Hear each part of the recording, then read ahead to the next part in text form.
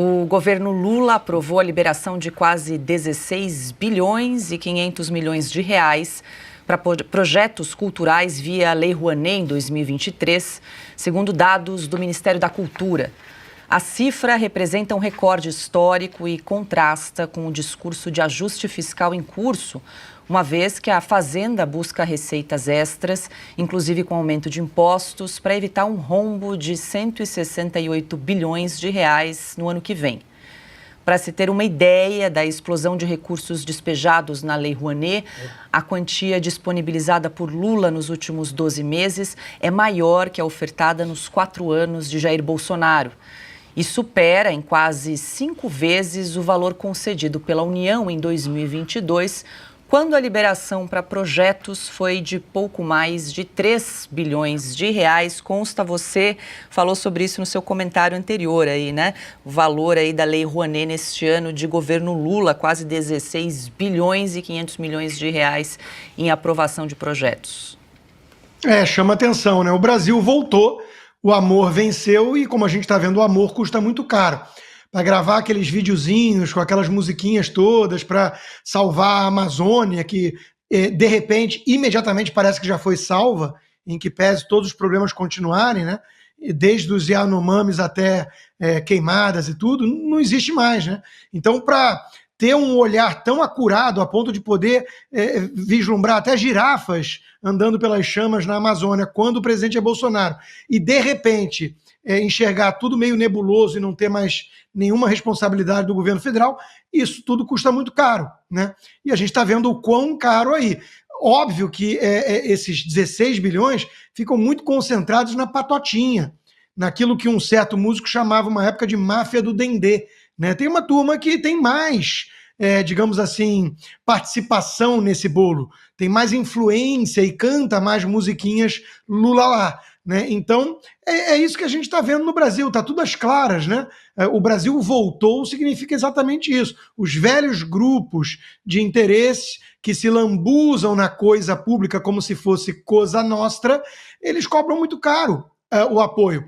Quando você tem esse tipo de influência, tudo para mim é mortadela. Me lembra aquela piada, né, da época do filme do Proposta Indecente, que a gente acaba entregando a idade, mas que todo mundo fazia na época do filme, né? Não, você aceitaria por 1 milhão? Não, pode resolver muitos problemas, pagar o ensino das crianças. E por 100? Bom, você está pensando que eu sou o quê, né? O que a pessoa que aceita por 1 milhão ou 100 a gente já sabe. A discussão é o preço. Então tem gente que vai para as ruas quando as máfias sindicais convocam por um pão com mortadela. E tem gente que exige uma mortadela bem mais cara.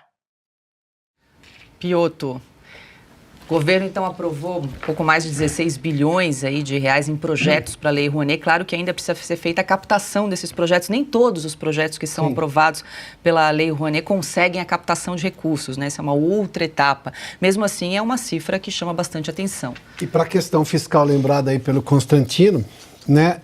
Isso é renúncia fiscal, ou seja, uma empresa vai lá, aceita participar do projeto, ela exibe a marca naquele projeto cultural e não recolhe aquele percentual de imposto. Ou seja, o que o Estado, em tese, deveria fazer na opinião deles, então a empresa faz, mas também não paga esse imposto.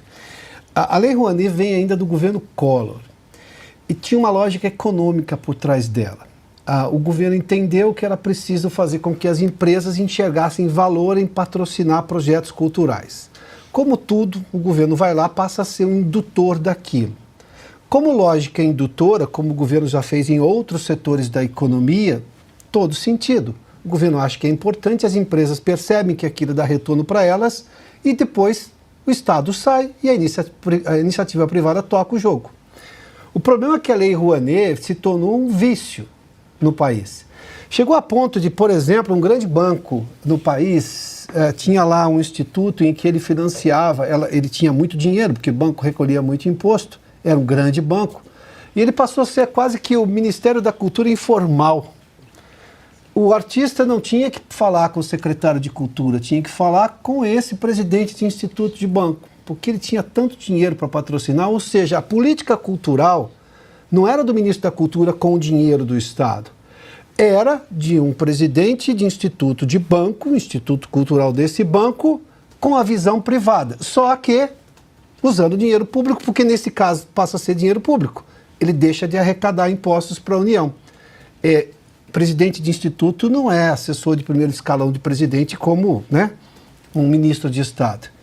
Ou seja, o problema da Lei Rouanet, que do ponto de vista, eu vou insistir nesse aspecto, como indutor de negócio, lá em 1991, quando foi criada, Rouanet era o sobrenome do secretário, ou ministro de Cultura de Fernando Collor, por isso o nome da lei, fazia sentido. O problema é que se passaram quantos anos? E ela continua sendo uma fonte que, claro, com mais influência aqui ou ali, como disse o Constantino, da máfia do Dendê e tudo mais, grandes projetos passam a ter, de algumas pessoas, ter preferência.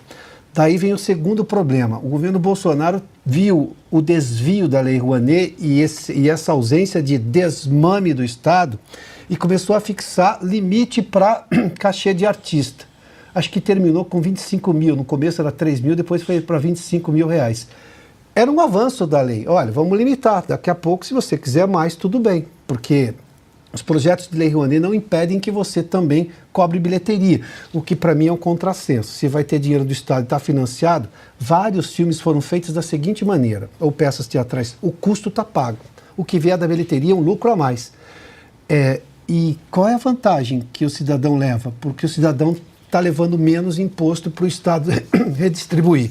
Neste caso especificamente, a lei tem um problema sério. Foi uma iniciativa boa, como indutora do Estado numa agenda econômica, no caso da cultura. As empresas entenderam isso, vieram, só que depois ninguém mais quis sair dessa, podemos chamar, né? Não quiseram fazer o desmame da verba estatal. Aí não funcionou, ou seja, o modelo deu errado. No longo prazo deu errado. Augusto. Vou contar aqui um caso interessante que mostra e ilustra o que o Piotr acabou de dizer. Em 1997... eu trabalhei um ano e pouco no Bank Boston, ia mudar de nome, Banco de Boston para Bank Boston. De repente eu descubro, começo a me procurar pessoas, que eu sou responsável, era vice-presidente de comunicação. Na verdade eu vim para fazer um documentário sobre o Bank Boston, que estava comemorando 50 anos de Brasil, e ia contar a história do Brasil nos últimos 50 anos. Era para isso que eu estava lá. Mas eu descobri que eu era o responsável pelas verbas da Lei Rouanet do Bank Boston. Falei, o que é isso? Eu não quero lidar com esse negócio, não. Bom, estava lá. Aí eu fui procurado pelo João Moreira Salles, filho de banqueiro, que hoje tem a revista Piauí com parte da herança que ele teve, já pagou para... É uma revista que já... tem 10 anos aí pela frente, com tudo pago, tanto dinheiro tinha o nosso herdeiro. E ele queria que o Bank Boston financiasse o projeto dele, o mais recente. Eu não entendi nada, porque eu falei... E aí eu fiz a pergunta básica. Falei, vem cá, por que você não faz com o dinheiro do teu banco? Por que você não se paga esse negócio aí? Não, eu quero fazer... para mostrar a minha independência, então eu não quero nada com o meu banco. Imagina, se eu liberei alguma coisa, não liberei nada, nem um tostão. Né? Primeiro, porque não liberaria mesmo. Segundo, porque esse tipo de pedido é, digamos, esdrúxulo. Pois só me procurava gente assim. Só me procurava gente assim. Emissários da Manchete, que era uma revista moribunda, eles queriam fazer um projeto com a Lei Rouanet. Eu falei, tô fora. Não me procurou nenhum cantor de música que eles chamam de sertaneja. Então, nenhum.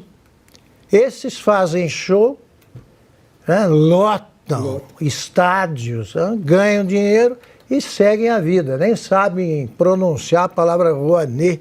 Nem sabe o que é isso, acho que é alguma coisa francesa aí para atrapalhar a vida deles. Agora, eu conheci, olha, o que me apareceu de cineasta com a câmera na mão, né, e ideia de jerico na cabeça foi uma grandeza. Mas eu só ouvia para fazer de conta que eu era realmente um vice-presidente muito atento às atribuições que me passaram, e não deu um tostão para essa gente aí. Quer fazer sucesso, tem uma boa ideia e execute. Os americanos agiram assim há tanto tempo, o cinema americano não foi subsidiado. As peças de teatro que são boas atraem público. Eu sou a favor de reivindicações como para com essa farra de meio ingresso, meia entrada. Agora, a gente deixar de pagar imposto para financiar filho de banqueiro, é até isso que acontece. Mas eu estou fora.